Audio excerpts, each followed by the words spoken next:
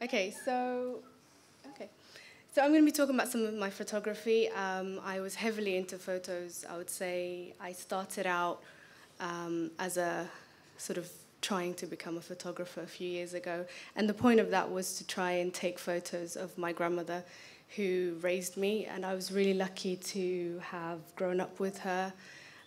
She came to live with us when I was about 6 years old, and I barely spoke any Somali.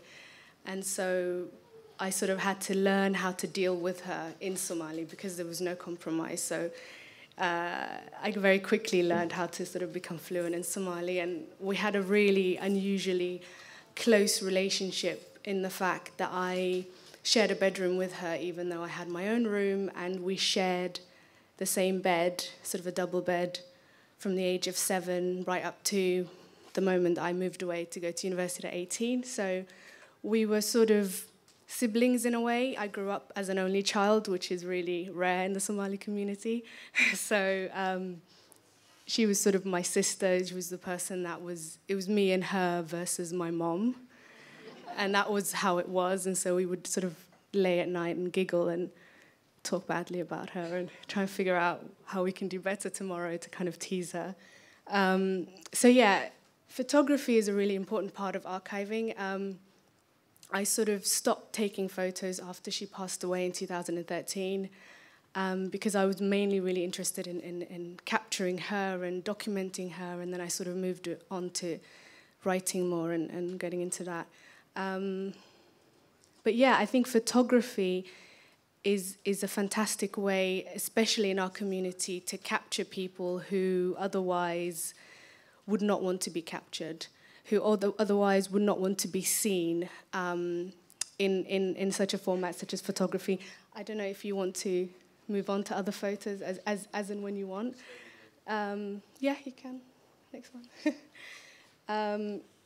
I was really sort of obsessed with the details of her face and how she looked and how she changed in front of me, and as she got older and sort of her health deteriorated and things like that. But I think photography is a really sort of amazing way that you can remember things that you later on forget about. So, for example, this was an image that I would see of my grandmother every day. I mean, her tusbah, her prayer beads, and that ring, and that sort of look of her holding it was such a huge part of my life. I mean, I remember falling asleep at night to the sound of, when she was done with her prayer beads, she would sort of wrap them up and put them in the pillow underneath her. And it was just like a trigger to me that I knew that when that sound stops, that's when we're going to go to sleep, or that's when we can start sort of giggling and talking about things until we fall asleep. And so just sort of taking photos and documenting people is a really important way of not only remembering them for how they were, but also to have that sense of emotion that's attached to the photo. So like I said, I sent these photos to Kinsey, and I sort of sent off the folder to her without looking at them, because I find it quite hard to look at her photos because I really sort of miss her a lot. But again, even though she fought me a lot and she did not want her photo taken, it was a really big deal in my house. I mean, we came to Sweden as refugees when I was about 5 years old, and I've only seen 1 or 2 photos of myself as a child, sort of that age. I've never seen a baby photo of myself or any of that. So I find it really important to